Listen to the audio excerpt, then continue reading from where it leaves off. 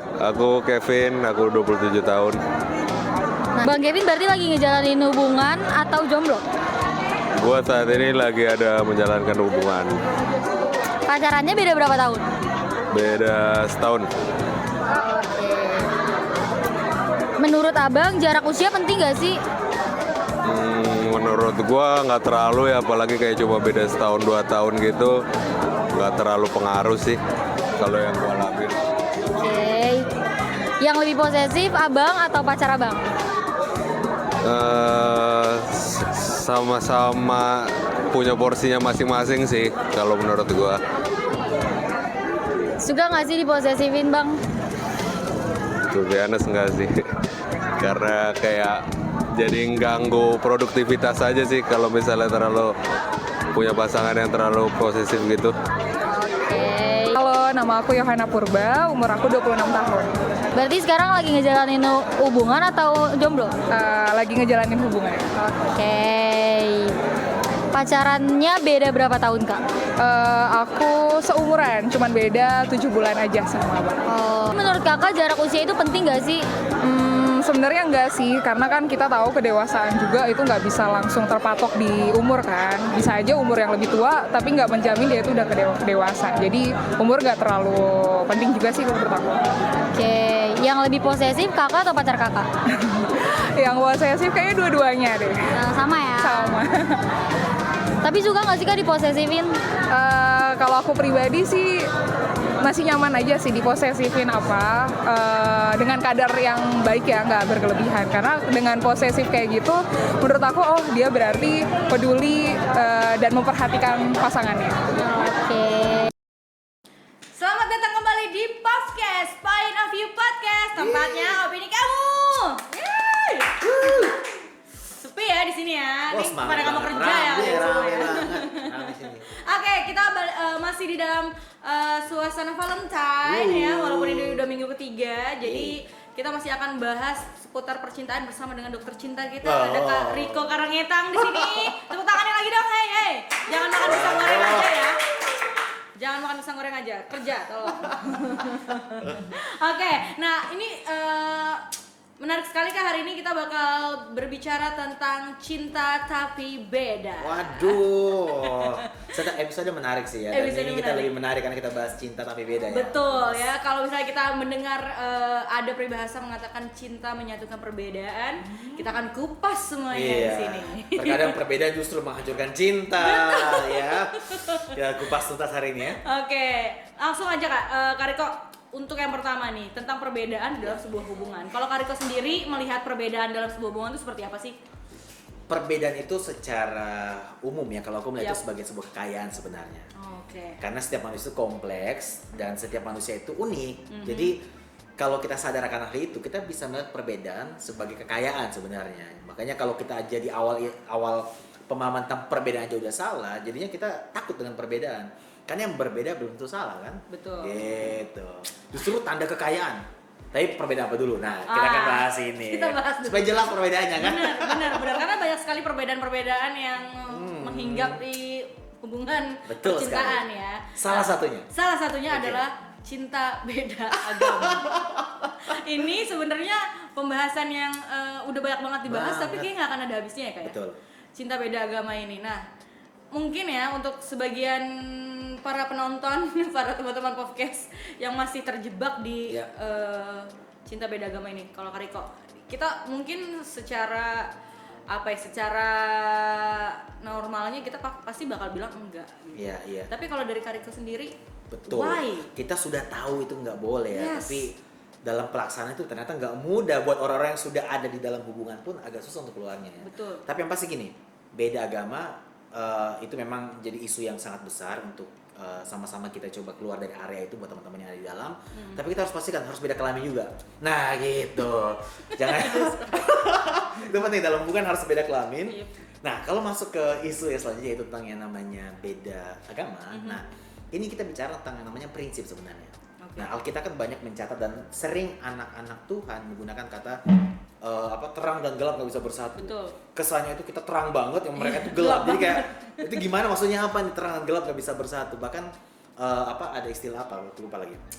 Pasangan LGBT. LGBT itu laki gelap bini terang. Aduh. Itu beda lagi ya. Saya udah kaget aja. Apa itu? Apa itu ya? Karena aku pernah foto sama salah satu rekan aku pelayanan.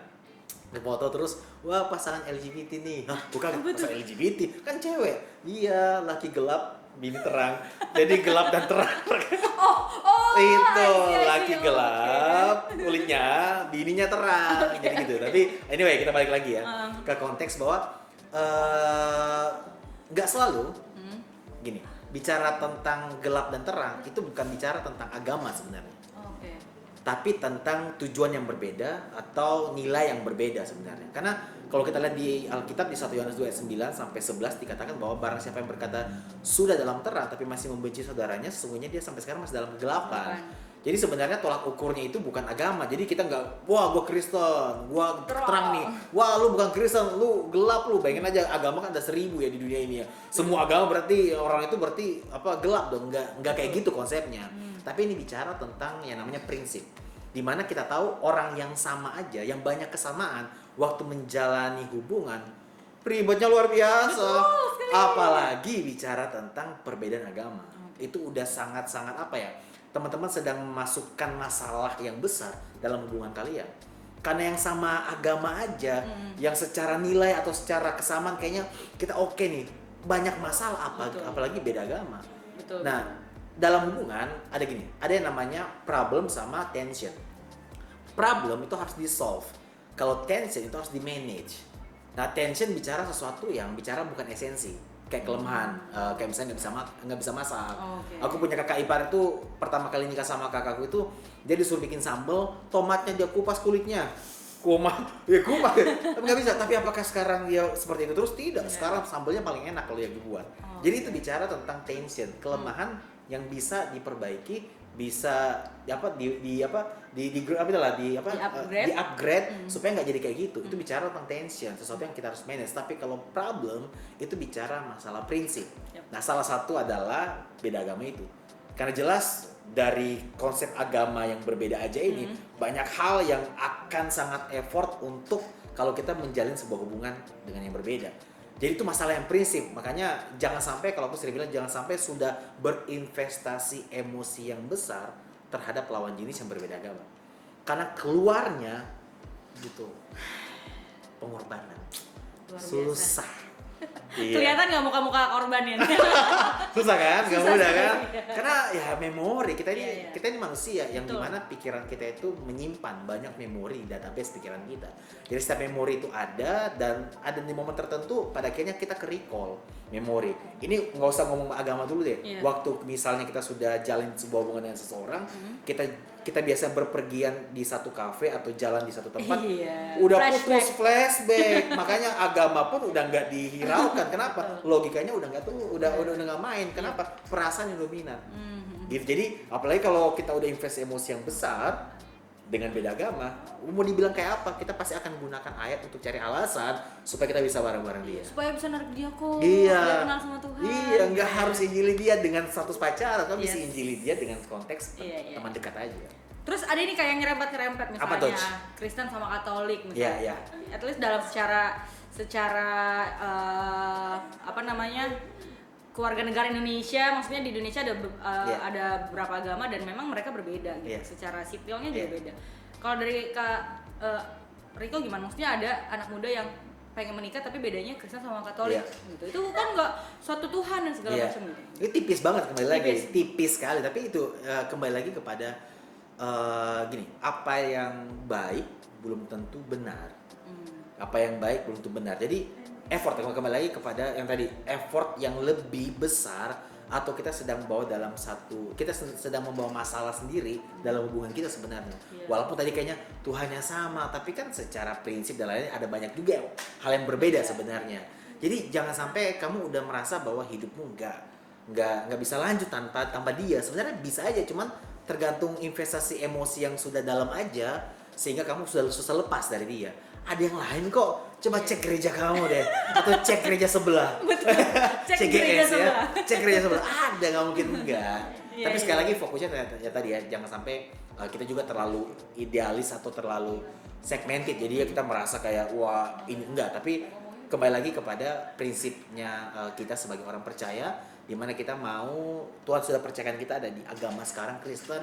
Kalau aku sebutnya ini sebagai kendaraan buat kita untuk bisa memperdalam iman kita, membuat kita semakin bertumbuh. Nah, fokus kendaraan sini aja. Kalau ada 2 kendaraan, kamu nggak bisa fokus, Iya. jadi nggak bisa maksimal. Nah, mungkin analoginya kurang lebih seperti itu untuk mempermudah teman-teman lihat itu. Apalagi yang berbeda jauh ya, wah itu agak susah banget, repot. Dan kalaupun misalnya udah terlanjur, misalnya kamu punya pasangan yang beda agama, Iya. dan kalau kamu rindu dia alami Tuhan, ya dia alami Tuhan bukan alami kamu. Iya, maksudnya biarkanlah dia dalam proses perjalanannya bersama dengan Tuhan. Jangan gara-gara kamu, tapi benar dia mengalami Tuhan itu sendiri. Sebelum ke perbedaan yang lain Kak, ini aku langsung to the Yeah. point aja. Jadi kalau misalnya ada teman-teman pemuda Kristen gitu yang lagi menjalin hubungan dengan yang beda agama, Yeah. apa Oke. nasihat Kak Riko kepada dia? Ya, aku harus ngomong itu sih. Aku bukan apa. Kadang kita itu perlu tega, karena kita nggak tega sebenarnya. Iya. Karena mungkin kita hanya bisa melihat dalam jangka waktu yang singkat. Mata kita itu hanya bisa melihat berapa meter sih Benar. ke depan. Tapi Benar. jangka panjang kita nggak akan pernah tahu. Yes. Jadi kalau ada yang bilang, tapi Kak, kan banyak yang di luar sana yang berbeda tapi oke-oke kok. Lihat skalanya aja, kemungkinannya berapa. Yes. Enggak begitu banyak yang oke, tapi mah ada yang oke, gue setuju banget ada yang oke. Tapi lebih banyak oke lagi, presentasinya adalah orang yang sama sebenarnya. Iya. Jadi kemungkinan itu ada, tapi kita harus perhatikan tadi. Ya itu hidup adalah Jadi pilihan ya. pilihan. Jadi kalau dari aku ya, kalau bisa harus selesaikan aja nggak apa-apa. Maksudnya berteman aja. Kalau memang dia mau sama kamu, ya kamu harus ini kan bicara tentang apa kamu punya nilai, prinsip, Yep. kamu mau ini, kamu ada di kendaraan ini. Kamu nggak bisa paksa orang yang ada di kendaraan lain untuk ada dalam perjalanan kamu. Kasih tahu aja kamu mau di kendaraan ini, dan kamu fokus ke sini. Dan kalau emang dia beneran sayang sama kamu, dia pasti akan relakan kok. Atau misalnya enggak, aku mau mengenal Tuhan kamu, biarkanlah dia masuk Kenal dalam dulu. perjalanannya sendiri. Ya jadi jangan masuk ingin masuk dalam kendaraan kamu karena gara kamu. Iya. Tapi biarkan itu pilihannya dia. Doakan dia, layani dia, tapi konteksnya sebagai teman misalnya. Kan bisa. Iya. Aku jadi ke recall sama yang episode sebelumnya yang Ya. sama Sela, karena yang kakak bilang Tuhan sebenarnya ngasih kita banyak pilihan, tapi kenapa kita pilihnya sih? Itu. Gitu. Karena memang bicara soal yang tadi ya, pilihan, hidup adalah pilihan ya. Ketika kita menentukan siapa orang yang akan kita menjalin hubungan dengan dia, kita menentukan bagaimana hidup kita Betul. seterusnya gitu ya kayak. Ya kalau aku punya quotes itu aku bilang pilih apa yang buat kita pulih. Jadi bahkan kedewasaan kita diuji dari pilihan apa yang kita pilih. Betul. Karena anak kecil kan sembarangan aja dia pilih apa, tapi kalau orang dewasa dia nggak sembarangan memilih. Betul. Makanya jangan sembarangan memilih. Oke, mantap. Banyak kok di luar sana. Betul. Oh banyak sekali. Iya. Cek gerejamu atau cek gereja sebelah. Atau cek gerejanya muda. Udah semua ya. Muda Silakan. Oke, Kak, selanjutnya setelah beda agama kita masuk ke perbedaan ini yang mungkin sebagian besar orang-orang yang hidup di suku, Iya. kehidupan suku yang Tertentu. kental gitu ya, yang memang sepertinya kalau misalnya tadi kita nonton gitu ya videonya, ada yang memang harus satu suku gitu Iya, ya, mereka iya. pengennya memang satu suku dan karena itu yang sudah tertanam. Nah, kalau dari tolong penonton diam dulu ya. Kalau misalnya dari Kariko sendiri gitu ya, dan sudut pandang firman Tuhan tentunya, perbedaan suku atau di dalam sebuah pernikahan itu gimana Kak? Ya. Melihatnya gimana sih? Apakah memang harus satu suku atau memang sebenarnya bisa? Iya. Sudut pandangnya gimana? Nah sebenarnya bisa banget tidak satu suku sebenarnya. Bisa banget tidak satu suku. Ya kita harus karena kita terlalu mengkotakkan Tuhan. Kalau kita kadang menggunakan gini, kalau kita kadang menggunakan alasan Tuhan, ya karena idealisme kita sendiri. Cuman memang kita harus hargai di beberapa tempat sangat menekankan area sana. Tapi juga jangan hakimi.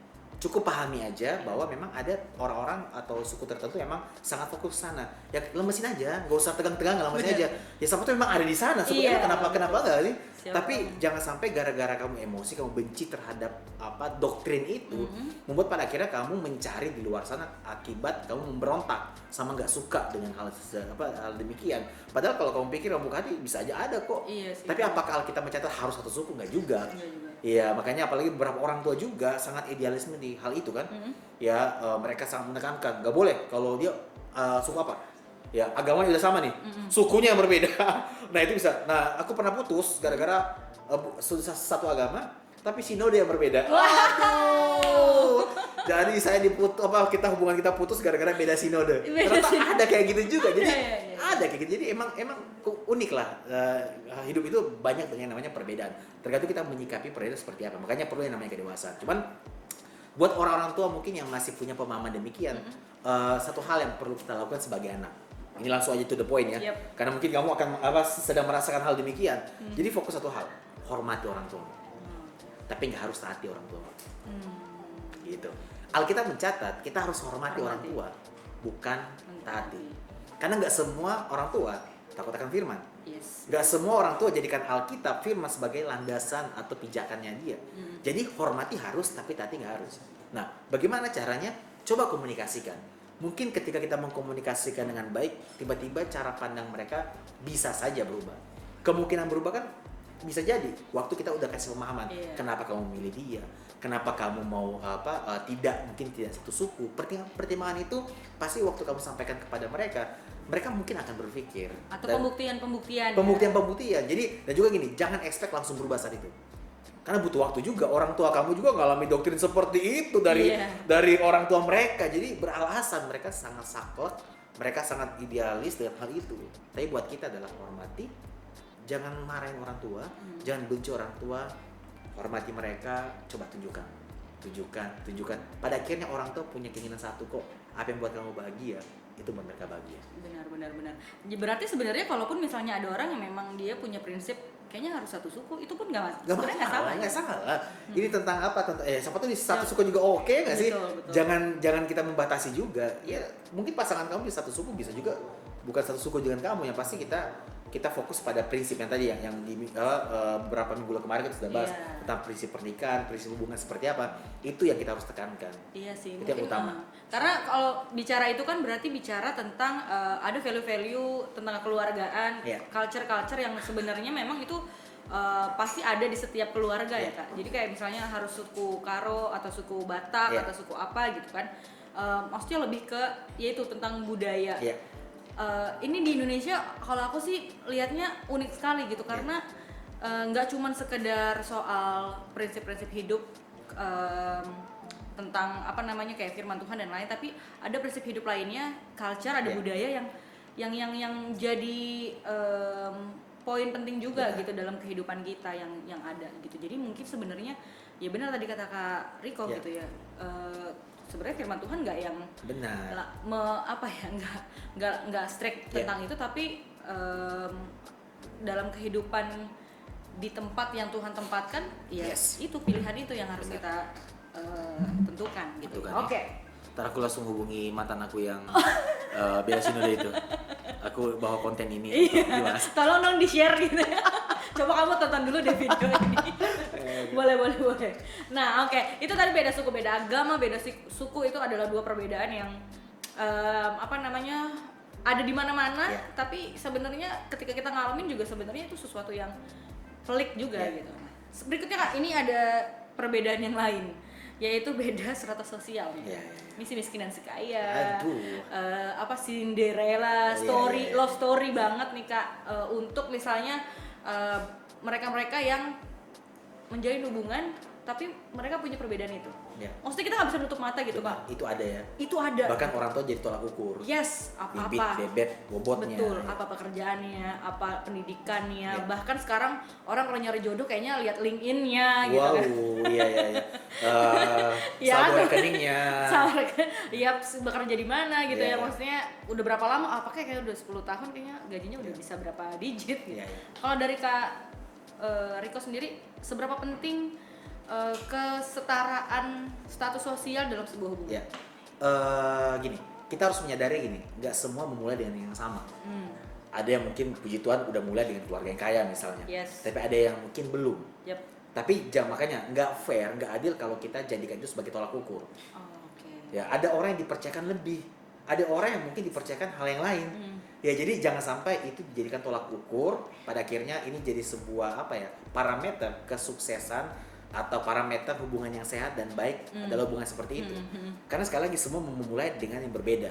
Semua orang memulai yang berbeda. Nah, karena gini, nggak fair nggak sih kalau ada misalnya salah orang secara karakter dia oke, secara nilai dia oke, tapi emang dia belum aja kan waktu Tuhan kan Tuhan memberkati kan ya terserahnya tuh terserah Tuhan. Bahkan ada orang yang dikaruniakan banyak harta tapi juga ada yang enggak.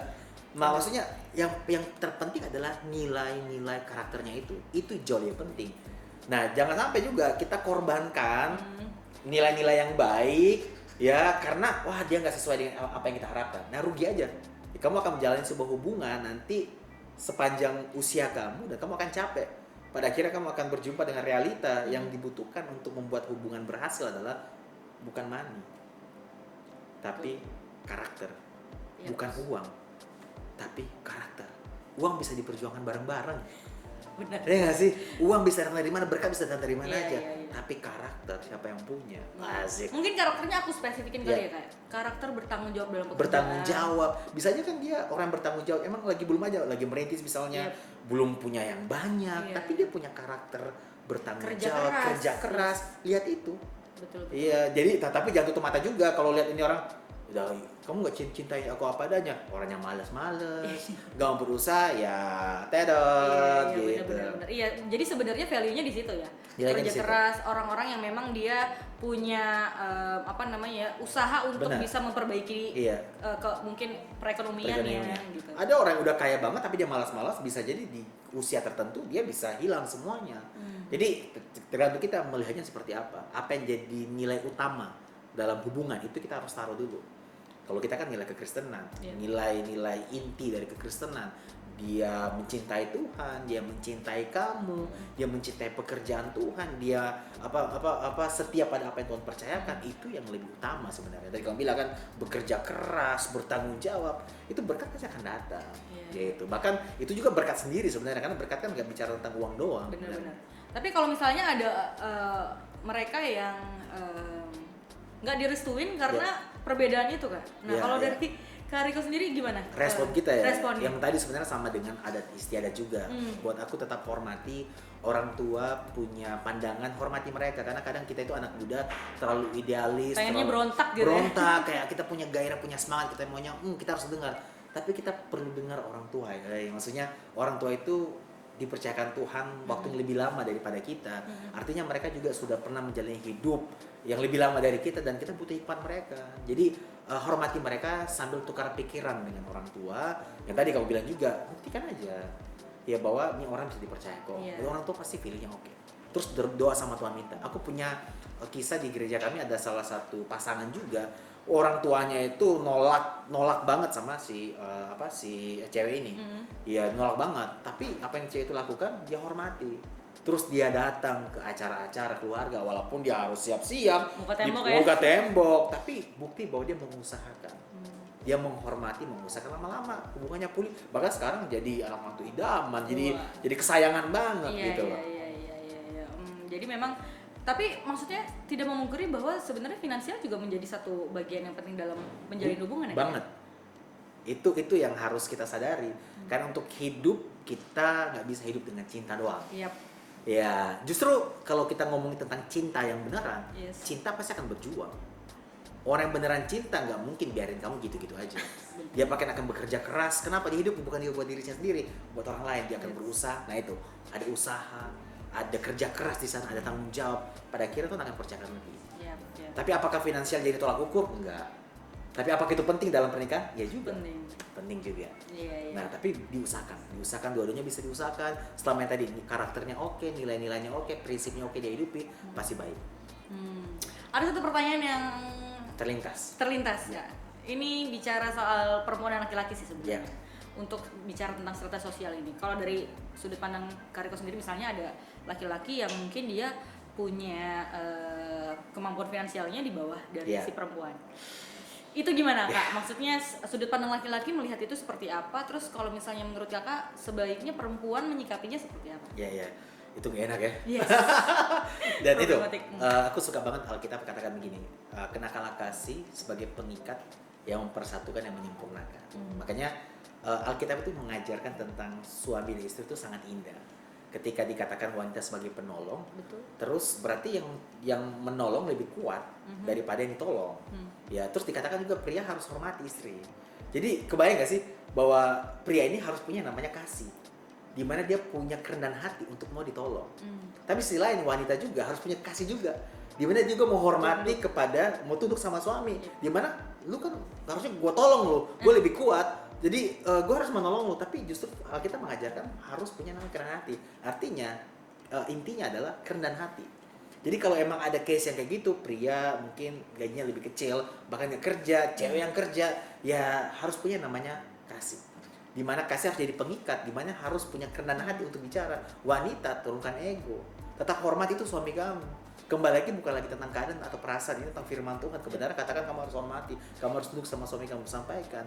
Laki-laki pun gitu, harus hormati istri kamu. Bukan berarti gara-gara itu kamu bilang malas-malesan. Malas-malas ya udahlah, istri saya lebih gaji udah. Tapi kalau pada akhirnya sudah berusaha dan tetap case-nya kondisi keuangan seperti itu, ya udah nggak apa-apa. Ya kalau istri sudah sepakat dengan hal itu dan dia jadikan Kristus sebagai pengikat yang mempersatukan dan yang menyempurnakan, itu nggak jadi sebuah masalah yang besar buat dia. Yang pasti kerendahan hati dan fokus hidup dalam kebenaran. Dan laki-laki pun nggak seenaknya juga, jadi dia nggak kerja nggak. Tapi dia tetap akan berusaha. Tapi kalaupun udah berusaha tapi kok masih kayak gitu, dia tetap dia akan belajar untuk menghargai istrinya, menghormati istrinya. Jadi hubungan dua arah, saling. Walaupun kan identiknya kan pria yang harus mau semuanya kan, memprovide semuanya. Tapi kita ada dalam dunia saat ini di mana ya wanita sangat dominan di area itu juga sekarang ya, dan banyak hubungan juga yang berhasil ketika istri yang punya penghasilan lebih bisa menghormati suami yang penghasilannya mungkin belum lebih. Jadi begitu ya untuk teman-teman yang mungkin saat ini sudah banyak perbedaan gitu ya, nggak cuman tadi udah beda agama, ada beda suku, beda strata sosial. Nah sekarang aku mau nanya untuk soal beda usia nih kan. Ya. Tadi kan di video ada juga tuh yang mungkin perbedaannya cuma setahun atau 7 bulan gitu ya. Tapi kalau misalnya ada beberapa orang yang mereka mendapat pasangannya usianya cukup jauh. Kalau sudut pandang Kak Reko sendiri gimana? Usia itu mempengaruhi dalam sebuah hubungan gak sih? Sangat berpengaruh gak sih Kak? Bisa iya bisa tidak sebenarnya. Tapi gini, kita harus melihat bahwa level kedewasaan kan nggak diukur dari usia sebenarnya. Betul. Kalau secara psikologi menilai bahwa wanita itu lebih dewasa 7 tahun dari pria katanya. Tapi sebenarnya yang membuat dewasa bukan usianya, tapi keinginan mau menjalani kehidupannya. Karena kedewasaan kan datang dari sebuah perjalanan. Betul. Kan dari perjalanan membuat kita punya pengalaman, dari pengalaman membuat kita punya namanya kedewasaan. Jadi bisa ya bisa tidak. Jadi apakah itu faktor itu jadi pengaruh? Tergantung yang tadi aku bilang, kembali kepada karakter. Bagaimana dia menjalani kehidupan. Ada kok usianya udah jauh banget, tapi kelakuannya anak kecil. Aku juga demikian. Usia udah tua tapi di case tertentu aku masih anak kecil. Karena buat aku gini, dewasa itu nggak utuh. Dewasa itu part by part. Di part tertentu aku dewasa, tapi di part lain aku masih childish loh. Pun sebaliknya. Jadi kesadaran kita akan hal itu membuat kita pada akhirnya melihat bahwa usia nggak jadi tolak ukur. Aku tuh belajar banyak dari anak-anak kecil, belajar banget dari mungkin usia-usia yang lebih di bawah aku. Dia lebih dewasa loh dari aku. Jadi itu tidak jadi sebuah tolak ukur sebenarnya. Ya, jadi apakah hubungan akan berhasil dari usia? Tergantung bagaimana kita mengenal dan menjalaninya. Tapi maksudnya pasti nggak. Tapi kan nggak bisa dipungkiri ya. Maksudnya ketika memang ada orang yang lebih dewasa, usianya lebih tua gitu ya, pasti kan pengalamannya juga lebih banyak dibandingkan misalnya mungkin pasangannya lebih muda dengan lingkungan yang memang di usianya saat itu, dengan emosi yang secara psikologis pasti kan ada yang berpengaruh, dan itu membuat sedikit banyak hubungannya jadi nggak seimbang. Kalau dari Kak Reko sendiri gimana ketika kita menghadapi perbedaan kita udah tahu nih memang dalam perbedaan usia ini secara itu kan yang tadi karakter kakak bilang itu idealnya gitu. Tapi ada juga orang-orang yang memang dia ngerasa ya emang dia masih sangat muda sekali gitu. Tapi udah terlanjur berhubungan. Muda banget lagi ya. Masih banget. SD terus dia enggak ya? Enggak SD juga dong. Kita juga. Tadi aku coba mungkin address apa yang kamu sampaikan tadi tentang usia otomatis punya pengalaman. Enggak juga sih sebenarnya. Karena orang berusia banyak, kita nggak sebut tua ya, berusia banyak belum tentu dia mau menjalani pengalamannya, perjalanannya, belajar sesuatu dari situ kan nggak selalu, karena banyak orang ignore malah. Bahkan di situ bisa kita lihat bahwa dia ternyata masih childish di area itu. Jadi dia selalu lari dari proses. Jadi nggak semua orang yang usianya banyak punya pengalaman yang banyak. Jadi itu nggak bisa kita jadi tolak ukur. Tapi apakah kemungkinan orang yang usia banyak pengalaman banyak, iya. Tapi jangan jadikan tolak ukur. Nah, dan apalagi tadi kalau bilang tadi usianya yang minim punya pengalaman yang kemungkinan juga Lebih sedikit. Makanya pentingnya tadi kolaborasi. Mungkin betul di area tertentu dia pengalamannya sedikit, tapi di area tertentu dia masih oke. Tapi mungkin nggak jomplang banget ya. Misalnya nikah usianya berapa sama yang jauh berapa. Nah, kalau emang jauh banget ya kita harus diobrolin. Kita harus dipertemukan dan harus tahu nih orang ini kayak gimana. Kembali lagi pada pengenalan sebenarnya. Supaya kita tahu apa pengalaman dia di masa lalu seperti apa, kehidupannya seperti apa. Aku menemukan ada orang-orang yang usianya tertentu usianya banyak, tapi karena mungkin gampang ya, dia lahir dari kemudahan, kedewasaannya nggak begitu signifikan. Tapi ada orang-orang yang mungkin dari kecil struggle banget, tapi dia bisa melewati. Aku amazed melihat cara dia berpikir, cara dia melihat dunia, cara dia melihat masalah itu berbeda banget. Jadi kembali lagi kepada pengenalan.